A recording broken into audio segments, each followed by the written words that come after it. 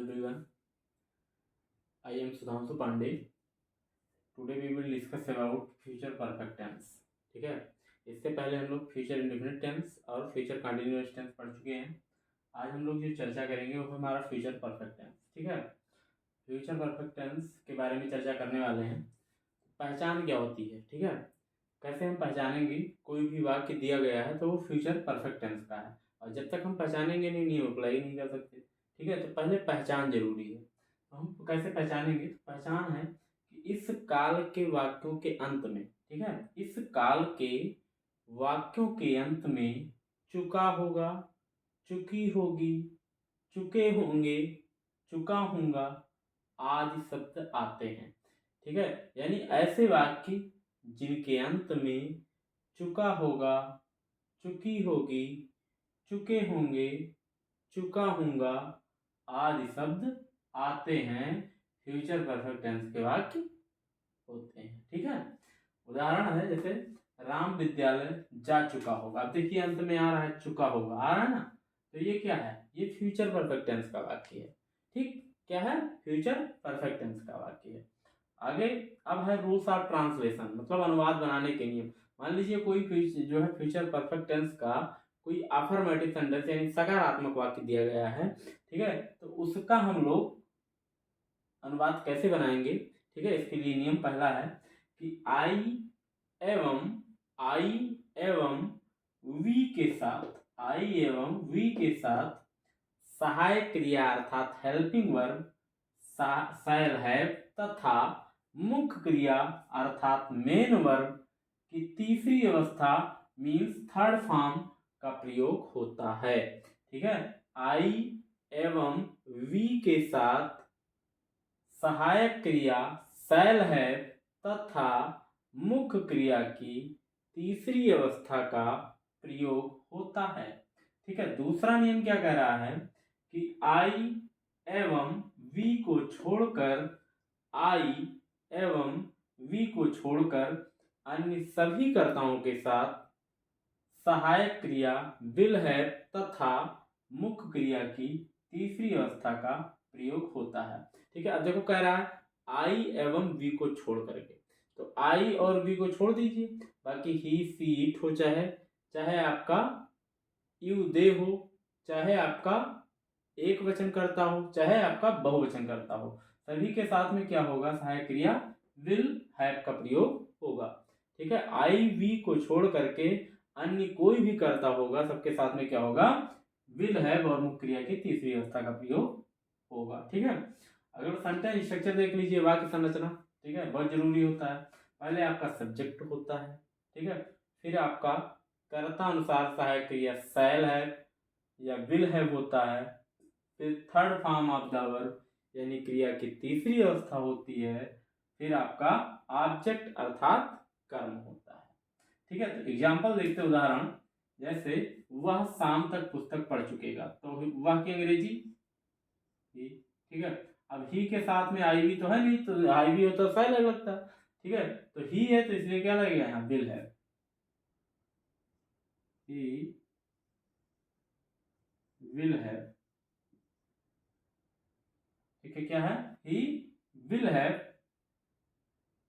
Third form of the क्रिया की तीसरी अवस्था पढ़ना, पढ़ने की अंग्रेजी रीड होती है, रीड का फर्स्ट फॉर्म भी रीड होता है, सेकंड फॉर्म भी रीड होता है, थर्ड फॉर्म भी रीड होता है। फिर ऑब्जेक्ट क्या है? बुक, पुस्तक, तो ये बुक।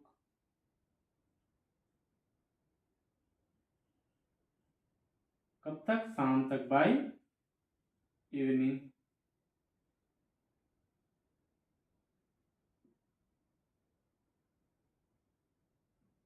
ठीक है, he will have read a book by evening, वह शाम तक पुस्तक पढ़ चुकेगा। ठीक है, ये था आपका अफर्मेटिव। ठीक है, अब हम लोग पढ़ेंगे नेक्स्ट निगेटिव सेंटेंस। ठीक है, मान लीजिए कोई फ्यूचर परफेक्ट टेंस का निगेटिव सेंटेंस यानी नकारात्मक वाक्य है, तो उसका हम लोग अनुवाद कैसे बनाएंगे? उसके लिए नियम देखिए कि इस काल के नकारात्मक वाक्यों अर्थात निगेटिव सेंटेंसेस में कर्ता अनुसार सहायक क्रिया शैल या विल के बाद हैव से पहले नॉट का प्रयोग होता है। क्या कह रहा है? कि इस काल के नकारात्मक वाक्यों में अर्थात निगेटिव सेंटेंसेस में सहायकर्ता अनुसार सहायक क्रिया शैल है, शैल या विल के बाद और हैव से पहले नॉट का प्रयोग होता है। ठीक है, सेंटेंस स्ट्रक्चर वाक्य संरचना क्या कह रहा है? पहले आपका सब्जेक्ट अर्थात कर्ता होगा, फिर कर्ता अनुसार सहायक क्रिया शैल या विल होगा, फिर आपका नॉट होगा, फिर हैव होगा, फिर third form of the verb यानी क्रिया की तीसरी अवस्था होगी, फिर आपका ऑब्जेक्ट अर्थात कर्म होगा। ठीक है, अब एग्जांपल देख लीजिए, जैसा है वह शाम तक पुस्तक नहीं पढ़ चुकेगा, तो वह की अंग्रेजी क्या होती है? ही। ठीक है, सहायक क्रिया विल है, तो विल के बाद और हैव से पहले नॉट लगेगा, तो विल नॉट हैव। क्रिया की तीसरी अवस्था read a book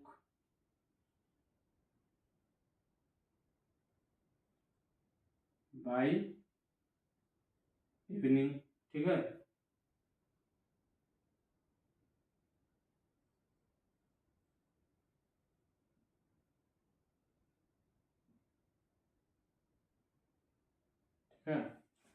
He will not have read a book by evening. वह शाम तक पुस्तक नहीं पढ़ चुकेगा। ठीक है, ये था आपका निगेटिव सेंटेंस है। यहाँ तक आप लोगों के समझ में आ गया होगा। अगला हमारा इंट्रोगेटिव सेंटेंस अर्थात प्रश्नवाचक वाक्य। ठीक है, मान लीजिए कोई फ्यूचर परफेक्ट टेंस का प्रश्नवाचक वाक्य है, तो उसका अनुवाद कैसे करेंगे? उसके लिए पहला नियम ये है कि यदि वाक्य क्या से प्रारंभ होता है, यदि जो वाक्य है वो किससे प्रारंभ होता है? क्या से प्रारंभ होता है, तो कर्ता अनुसार अर्थात कर्ता के अनुसार सहायक क्रिया अर्थात हेल्पिंग वर्ब शैल या विल को कर्ता से पहले लिखते हैं। क्या करते हैं कि यदि वाक्य हमारा क्या से प्रारंभ होता है, तो कर्ता अनुसार सहायक क्रिया शैल या विल को कर्ता से पहले लिखते हैं। ठीक है, जैसे सेंटेंस स्ट्रक्चर है शैल या will, shall oblique will plus subject plus have plus third form of the verb यानी क्रिया की तीसरी अवस्था plus object plus question mark.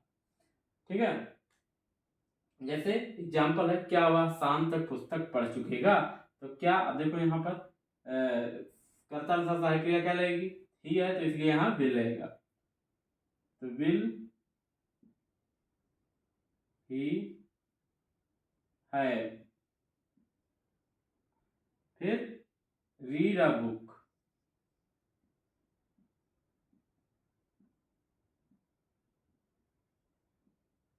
By evening.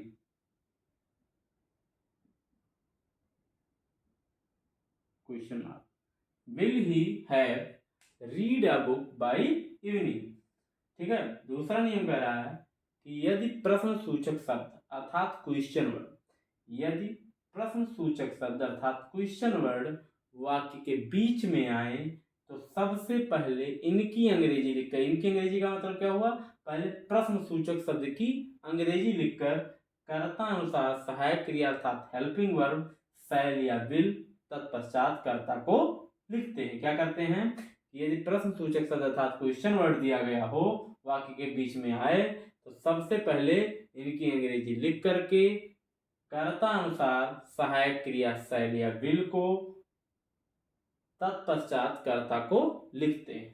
ठीक है, जैसे सेंटेंस स्ट्रक्चर है क्वेश्चन वर्ड, पहले आपका प्रश्न सूचक शब्द होगा, फिर कर्ता अनुसार सहायक क्रिया शैल या विल होगी, फिर आपका सब्जेक्ट अर्थात कर्ता होगा, फिर हैव होगा, फिर third form of the verb यानी क्रिया की तीसरी अवस्था होगी, फिर ऑब्जेक्ट होगा, फिर क्वेश्चन मार्क होगा। ठीक है, जैसे एग्जांपल है, वह शाम तक पुस्तक क्यों पढ़ चुकेगा? अब देखो क्वेश्चन वर्ड क्यों है ना, क्योंकि अंग्रेजी क्या होती है? वाई। वाई के साथ में देखो ही है ना, सहायक क्रिया विल रहेगा, why will he have read a book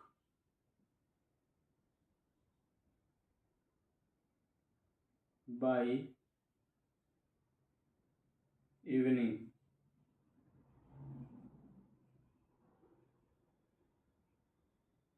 Why will he have read a book by evening? वह शाम तक पुस्तक क्यों पढ़ चुकेगा। ठीक है, अगला है, ये था आपका इंट्रोगेटिव सेंटेंस। ठीक है, आप हम लोग पढ़ चुके, अफर्मेटिव सेंटेंस समझ चुके, निगेटिव समझ चुके, इंट्रोगेटिव समझ चुके। ठीक है, अब बात आती है इंट्रोगेटिव निगेटिव अर्थात प्रश्नवाचक नकारात्मक वाक्य।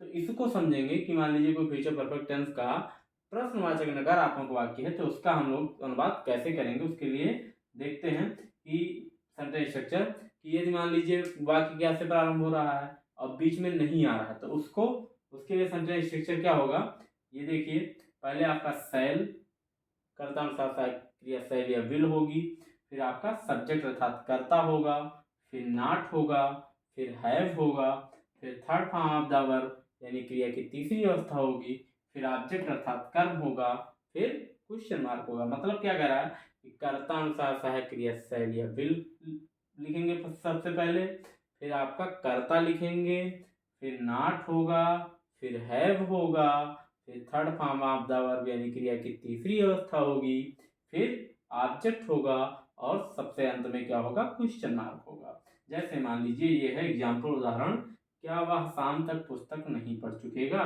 तो अब देखो ही के साथ में सहायक क्रिया विल लगती है। ठीक है, तो यहाँ पर क्या लिखेंगे, will he not have read a book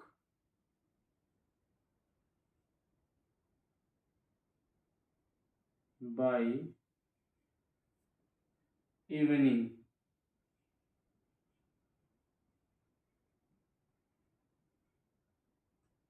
question, ठीक है, will he not have read a book by evening, क्या वह शाम तक पुस्तक नहीं पढ़ चुकेगा। ठीक है, अब मान लीजिए जो है वाक्य के बीच में प्रश्नसूचक शब्द आ रहा है और बीच में नहीं आ रहा है तो उसका सेंटेंस स्ट्रक्चर कुछ इस प्रकार से होगा। पहले आप क्वेश्चन वर्ड लिखेंगे अर्थात प्रश्नसूचक शब्द लिखेंगे, फिर कर्ता अनुसार सहायक क्रिया सेल या विल को लिखेंगे, फिर सब्जेक्ट लिखेंगे अर्थात कर्ता लिखेंगे, फिर नॉट होगा, फिर हैव होगा, फिर third form of the verb यानी क्रिया की तीसरी अवस्था होगी, फिर ऑब्जेक्ट होगा अर्थात कर्म होगा, फिर क्वेश्चन मार्क होगा। पहले क्या होगा, क्वेश्चन वर्ड अर्थात प्रश्न सूचक शब्द होगा, फिर कर्ता अनुसार सहायक क्रिया सेल या विल होगी, फिर सब्जेक्ट अर्थात कर्ता होगा, फिर नॉट होगा, फिर हैव होगा, फिर थर्ड फॉर्म ऑफ द क्रिया की तीसरी अवस्था होगी, फिर ऑब्जेक्ट अर्थात कर्म होगा और सबसे अंत में क्वेश्चन मार्क होगा। अब देखिए, वह शाम तक पुस्तक क्यों नहीं पढ़ चुकेगा, तो क्यों की अंग्रेजी वाई हो गया, और वाई ही है तो इसलिए सहायक क्रिया विल रहेगी। Why will he not have read a book